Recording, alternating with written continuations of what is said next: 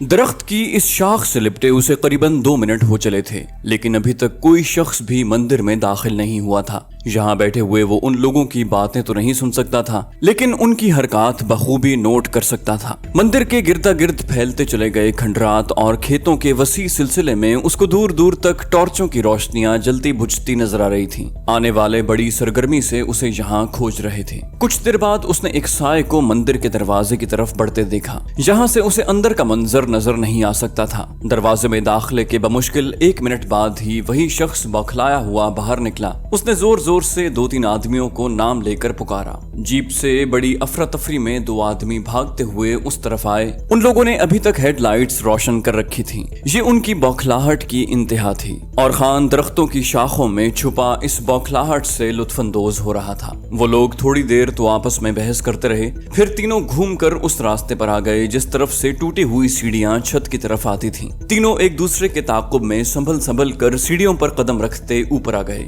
پھر تینوں میں سے ایک نے ٹارچ روشن کر لی اور باقی دونوں نے پستول اپنے ہاتھوں میں پکڑ کر خود کو مکمل مستعدی کی حالت میں رکھا ہوا تھا۔ ٹارچ والے نے چھت پر روشنی پھینکنا شروع کی۔ اس کے ساتھیوں کے ہاتھ مکینکی انداز میں روشنی کے تعاقب میں گھومتے چلے گئے، لیکن وہاں تھا کیا جو انہیں نظر آتا؟ تھوڑی دیر بعد وہ تینوں ہی مایوس ہو کر نیچے اتر رہے تھے۔ ان میں سے کسی ایک کا دھیان بھی درخت کی طرف نہیں گیا تھا۔ نیچے اترنے کے بعد وہ تو فوراً ہی جیپ کی طرف بھاگے، جبکہ تیسرے نے مندر کے دروازے پر اسی لڑکی کو کسی نام سے پکارا۔ لڑکی باہر آ گئی۔ اس مرتبہ اس نے اپنے بدن کو بڑے سلیقے سے ڈھانپ رکھا تھا اور بڑے باوقار انداز میں اپنے نپے تلے قدم اٹھاتی جیپ کی طرف جا رہی تھی۔ اس کے اطوار سے تو بظاہر یہی اندازہ لگایا جا سکتا تھا کہ وہ ان سب میں سینئر ترین آفیسر ہو سکتی تھی۔ پہلی جیپ بھی لڑکی اور اس کے ساتھیوں کے سوار ہوتے ہی ہوا ہو گئی۔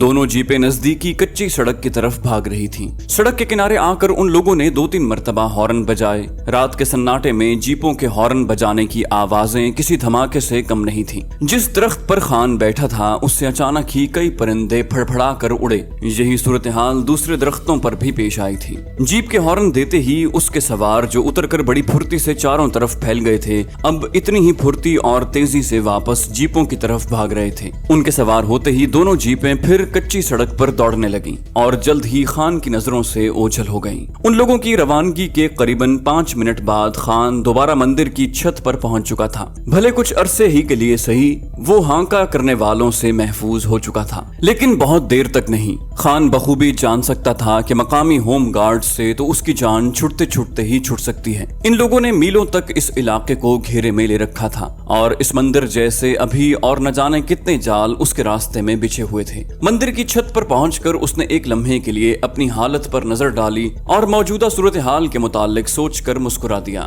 اسے بجائے خوف کے دشمن کی بے بسی پر رحم آ رہا تھا، جو شکاری کتوں کی طرح اس کو کھوج رہا تھا، اور وہ ان کے ہاتھوں میں آ کر پھسل گیا۔ حالات کی سنگینی پر غور کرتے ہوئے اس نے ایک مرتبہ پھر خود سے عہد کیا کہ وہ پکے پھل کی طرح دشمن کی جھولی میں گرنے کی بجائے مر جانے کو فوقیت دے گا۔ مندر کی چھت پر کھڑے کھڑے اس نے آسمان کی طرف نظریں دوڑائیں۔ حد نگاہ تک اسے ایک ستارہ بھی آسمان پر چمکتا دکھائی نہ دیا۔ چھوٹی چھوٹی ٹکڑیاں جنہوں نے سر شام ہی آسمان پر نمودار ہونا شروع کر دیا تھا، اب ایک تسلسل سے اکٹھی ہو کر پھر بادل کی شکل اختیار کرنے لگی تھی۔ ہوا کی شدت میں آہستہ آہستہ اضافہ ہو رہا تھا۔ پھر اچانک ہی اسے ہوا میں خنکی بڑھنے کا احساس ہوا، جو اس بات پر دلالت کر رہا تھا کہ دور کہیں بارش ہو رہی ہے۔ اس کے عزم مستقل اور ارادے کی پختگی پر شاید قدرت بھی اسے کسی انعام سے نوازنا چاہتی تھی، اور وہی ہوا۔ جیسے ہی وہ مندر کی سیڑھیاں اتر کر نیچے آیا، ٹپ ٹپ کرتی بارش کی بوندیں اس کے استقبال کو لپکیں۔ بے اختیار اس کے دل میں احساس تشکر جاگا۔ وہ اس نعمت خداوندی پر جھوم ہی اٹھا۔ مندر میں رک کر ایک لمحہ بھی ضائع کرنے کے بجائے اس نے رخت سفر باندھا۔ اپنے زیر جامہ کی ایک محفوظ جیب سے پیراشوٹ برساتی نکال کر اس نے برساتی کی تہیں کھولی اور پہن لی۔ آسمان پر سیاہ گھٹائیں چھانے کی وجہ سے اس طرف سے کسی بھی رہنمائی کی توقع ابس تھی۔ صحیح سمت متعین کر کے وہ بے دھڑک اسی طرف چل دیا۔ پچھلے 3-4 گھنٹوں کی مسلسل بھاگ دوڑ نے اسے ذرہ بھر بھی تو متاثر نہ کیا تھا۔ اس کے قدم اسی مضبوطی اور اطمینان سے اٹھ رہے تھے جس طرح اس مہم کے آغاز میں اٹھے تھے۔ بارش میں بھیگ کر وہ خاصا سکون محسوس کرنے لگا تھا۔ شفق پر اب پاؤں پھٹنے لگی تھی اور آسمان پر گہرے بادل چھا جانے کے باوجود ایک سرخ لکیر اسے دور مشرق میں پھیلتی نظر آ رہی تھی۔ اس لکیر نے ماحول پر اپنی گرفت آہستہ آہستہ مضبوط کرنا شروع کر دی تھی اور آسمان جو اس سے پہلے بالکل سیاہ ہو رہا تھا اب قدرے گلابی نظر آنے لگا۔ صبح کی آمد تھی اور اسے ابھی ایک لمبی مسافت پاٹنا تھی۔ اس مرتبہ اس نے بظاہر تمام احتیاطیں بالائے طاق رکھ کر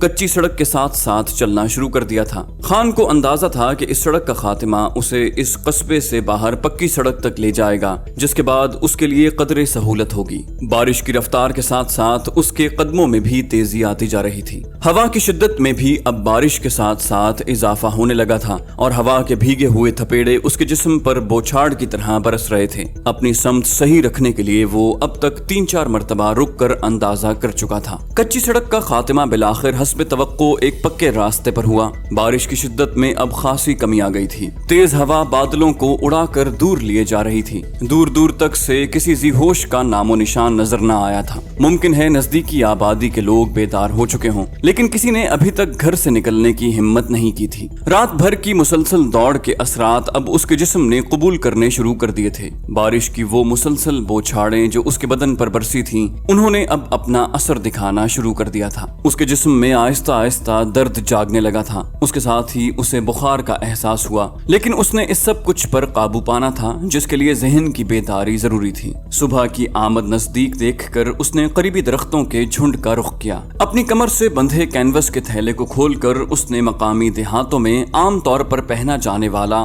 کھلے پائچوں کا لکیر دار پاجامہ اور کرتا نکال لیا۔ اپنے جسم سے چپکے گیلے کپڑے بھی اس نے الگ کر دیے۔ اس مختصر سے تھیلے سے مقامی موچیوں کی بنی ہوئی دیہاتی طرز کی ایک جوتی بھی برآمد ہوئی تھی۔ اپنے گیلے کپڑے اس نے اسی تھیلے میں ٹھونس دیے، خشک کپڑے پہنے اور تھیلے کو قریبی کھیت کی مٹی میں دبا دیا۔ فی الوقت تو یہی اس کا مکمل اسباب تھا۔ قریبی مندر کے لاؤڈ سپیکر اچانک ہی جاگے اور چنگھاڑنے لگے اور ڈوبتی عمر کا پروہت بڑی تیزی کے ساتھ اشلوک پڑھ رہا تھا، بالکل ایسے ہی جیسے اس کے لیے کوئی معمول کی کارروائی تھی جسے بہرحال اسی کے ہاتھوں انجام پانا تھا۔ مندر کے پس منظر میں نظر آتے دیہاتی گھروں کی روشنیاں بھی اب جلنے لگی تھیں۔ وہ جس علاقے میں پہنچ چکا تھا وہاں بجلی موجود تھی۔ یوں تو اب وہ کم از کم سرحد پر پھیلے سیکیورٹی کے وسیع جال کو توڑنے میں کامیاب ہو چکا تھا لیکن اب بھی وہ اتنا ہی غیر محفوظ تھا جتنا کہ اس مہم کے آغاز پر۔ عابد خان کو علم تھا کہ بھارتی سیکیورٹی کا جال تہ در تہ پھیلتا چلا گیا ہے اور ایسے کئی تانے بانے ابھی اس کے راستے میں بکھرے پڑے ہیں۔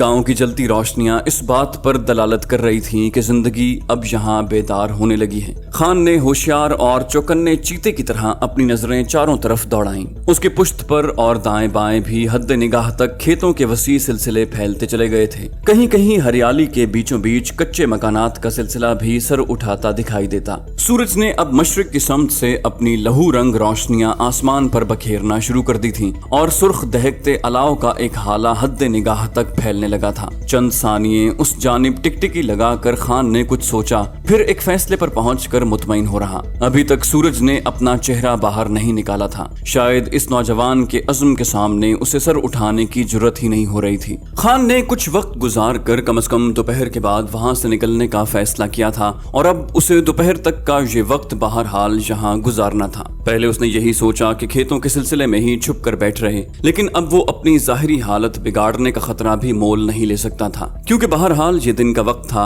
اور وہ کسی کی بھی نظروں میں آ سکتا تھا۔ اس نے چاہا صبح 10 بجے تک کا وقت کم از کم مندر کے ارد گرد گزار دے جہاں اکثر لوگوں کا آنا جانا لگا رہے گا اور اس کی طرف شاید ہی کوئی متوجہ ہوتا۔ اسے اندازہ تھا کہ ابھی تو مندر میں سوائے پروہت اور 2-3 پنڈتوں کے اور کوئی نہیں پہنچا ہوگا۔ وہ مندر میں بھی اس وقت داخل ہونا چاہتا تھا جب وہاں خاصے لوگ آ چکے ہوں۔ یہی کچھ سوچتا خان وہاں سے ہٹ کر درختوں کے اس سلسلے کی طرف چل دیا جو گاؤں سے مندر کو جانے والے راستے پر اسے نظر آ رہا تھا۔ یہاں اسے تھوڑی دیر تک چھپنے کے لیے लिए बहरहाल जगह मुयस्सर थी। सूरज ने अब अपना चेहरा खासा नुमाया कर लिया था। गीली जमीन पर उसकी रोशनियां बड़े तसलसल से आहिस्ता आहिस्ता फैलने लगी थीं और गांव से मंदिर की तरफ जाने वाले रास्ते पर अब खासी आमदोरफ्त शुरू हो चुकी थी। खान को यहाँ खड़े खड़े अब अपनी टांगों में बड़ा वाज़े दर्द महसूस होने लगा था। शायद बुखार ने अपना जोर दिखाया था। उसे और तो कुछ न सूझा। अपने जेरे जामा हाथ डालकर उसने पॉलीथिन का एक छोटा सा लिफाफा निकाला और उसमें रखी दोनों गोलियां बगैर पानी के एक के बाद दूसरी निगल ली। उसे अब कम से कम इतना इत्मीनान जरूर था कि 3-4 घंटे दर्द की अजियत से निजात मिली रहेगी। गोलियां निगलते हुए उसके हलक में खराश सी पड़ गई थी, लेकिन किसी न किसी तरह उसने गोलियां जहर मार कर ही ली। दरख्त से टेक लगाकर उसने 2-3 लंबे लंबे सांस लिए, जैसे फजा में मौजूद सारी ही मकनातीसियत अपने अंदर समो लेना चाहता था। जादू असर गोलियों ने मेदे में उतरते ही अपना काम दिखाना शुरू कर दिया और 2-3 मिनट बाद वो अपने अंदर होने वाली टूट फूट से कदरे निजात पा चुका था। मंदिर की तरफ अब लोगों की आमदोरफ्त खासी बढ़ गई थी। सामने का सारा माहौल ही अब सूरज की रोशनी में नुमाया होने लगा था। रात की शदीद बारिश से धुले हुए दरख्त और सब्जा आंखों को बहुत भला दिखाई दे रहा था। एक ताजगी और तरावट सी उसे अपने अंदर उतरती महसूस हुई। एक मर्तबा फिर 2-3 गहरी सांसें भरकर वो दरख्तों के झुंड से बाहर निकल आया। अब उसका रुख भी मंदिर की तरफ था। अपने दोनों बाजू फजा में फैलाकर उसने जोरदार अंगड़ाई ली और बदन में मौजूद तवानाइयों से मुतमईन होकर नपे तुले कदमों से मंदिर की तरफ चल पड़ा।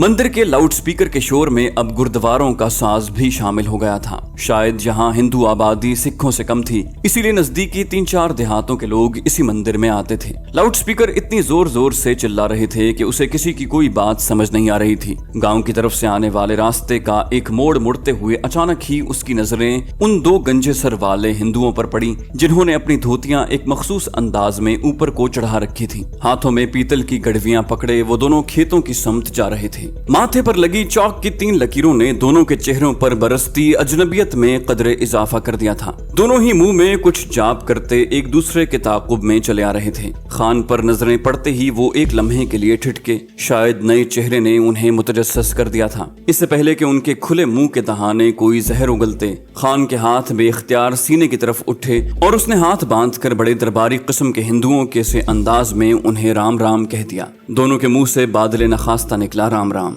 इससे पहले कि वो मजीद कुछ पूछें, खान जे भुआनी की दुहाई देता तेजी से उनके नजदीक से आगे गुजर गया। दोनों हवन्नकों की तरह उसे मुंह उठाए देखते रहे। जब उसने पलट कर भी उनकी तरफ न देखा तो वही जाप अलापते वो दोबारा अपनी मंजिल की तरफ चल दिए। मंदिर के बाहर ही उसे खासे लोग नजर आना शुरू हो गए थे। अंदर भजन कथा अपने उरूज पर थी। हारमोनियम, ढोलक और छेनियों के साथ कोरस की शक्ल में मिलकर गाने वालों की अजीब गरीब और ऊंची आवाजों ने एक हशर बपा किया हुआ था। खान को यहाँ आकर दोबारा खामखा अपने सर में दर्द महसूस होने लगा। उसने दूसरे लोगों की देखा देखी अपने जूते उतार कर एक तरफ रख दिए। 2-3 सीढ़ियां चढ़ने के बाद मंदिर की इमारत आ गई थी। मंदिर खासा पुराना और शिकस्ता हाल दिखाई दे रहा था। उसने एक कोने में लटकती घंटियों में से एक घंटी को जोर जोर से बजाकर फिर जे भुआनी पुकारा और आगे बढ़ गया। अचानक ही अंदर फैली धूनी और अगरबत्तियों की खुशबू का भभूका उसकी नाक में घुसा। सामने हॉल नुमा कमरा औरतों और मर्दों से भरा पड़ा था।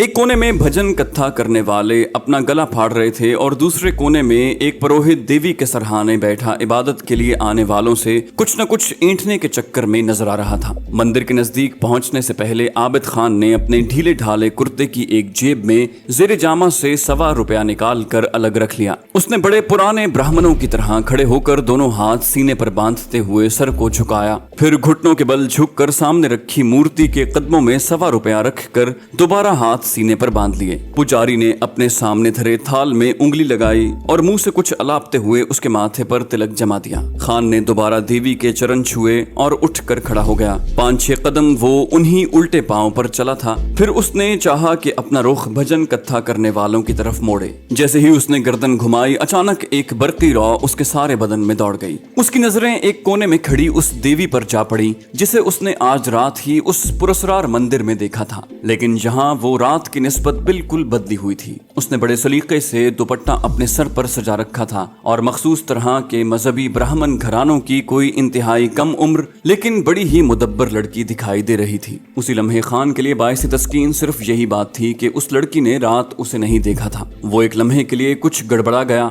लेकिन फौलादी आसाब के मालिक खान ने दूसरे ही लम्हे खुद को नॉर्मल कर लिया। दुश्मन दुश्मन का जाल फैलता जा रहा था। यूं लगता था जैसे वो लोग खान को हर कीमत पर गिरफ्तार करने पर तुले हुए थे। उसे ये खुशफहमी तो कभी रही नहीं थी कि जिस मंदिर में वो जा रहा है वहाँ उसके इस्तकबाल के लिए कोई मौजूद नहीं होगा। लेकिन ये बात तो उसके वहम गुमान में भी नहीं आ सकती थी कि यहाँ फिर वही रात वाली देवदासी उसकी मुंतजिर होगी। रात दरख्तों की शाखों में छुपे हुए खान ने उसकी बावकार चाल से इस बात का अंदाजा बखूबी लगा लिया था कि ये इंटेलिजेंस की कोई बड़ी अफसर है। लड़की के चेहरे पर फैली आंखों में न जाने ऐसा क्या सहर छुपा था कि खान को उसके चेहरे से निगाहें हटाने में बड़ी दिक्कत पेश आ रही थी। जाने क्या जादू था इन आंखों में। बदिक्कते तमाम उसने अपनी तवज्जो दूसरी तरफ मरकूज की और करीब ही एक कोने में थोड़ी सी जगह खाली देखकर वहीं बैठ गया। थोड़ी देर बाद ही वो बड़े खुशू खुजू के साथ कथा करने वालों की आवाजों के साथ आवाज मिलाकर गा रहा था। इस दौरान कनखियों से 2-3 मरतबा लड़की की तरफ भी देख चुका था, जो हाजरीन की मौजूदगी से बिल्कुल बेनियाज एक कोने में बैठी भजन कथा में मुस्तगरक थी। एक मरतबा जब खान ने चोरी छुपे उसकी तरफ देखना चाहा तो अचानक ही दोनों की नजरें आपस में टकरा गईं। फौरन ही उसने अपनी नजर दूसरी तरफ फेर ली, लेकिन इस दौरान शायद लड़की ने उसकी चोरी पकड़ ली थी। इसलिए जब खान ने दोबारा कनखियों से उसे देखना चाहा तो लड़की पहले से उसकी तरफ मुतवज्जे थी। जैसे ही खान की नजरें उससे टकराईं वो मुस्कुरा दी। खान झेंप सा गया, लेकिन लड़की की बेबाकी में कोई फर्क ना आया। वो कथा की तरफ मुतवज्जे हो गया। दोबारा उसने गो के लड़की की तरफ चोरी छुपे भी देखने की हिम्मत नहीं की थी, लेकिन वो महसूस कर सकता था कि लड़की अब भी उसी की तरफ मुतवज्जे थी। इबादत को आने वाले अब लौटने लगे थे। रोजाना यहाँ से आने वालों में से 1-2 ने खान के अजनबी चेहरे को मुतजस्सस निगाहों से देखा, लेकिन इन नजरों में तशकीक नहीं थी। उसने जैसे ही उठने का इरादा किया, अचानक ही एक दरमियानी उम्र का गंजे सर वाला हिंदू अंदर दाखिल हुआ। उसकी नजरें लड़की पर जमी थीं। खान ने वाज़े तौर पर महसूस कर लिया था कि उसने आंखों ही आंखों में लड़की से इस्तफसार किया था या फिर उसे कुछ इशारा किया था।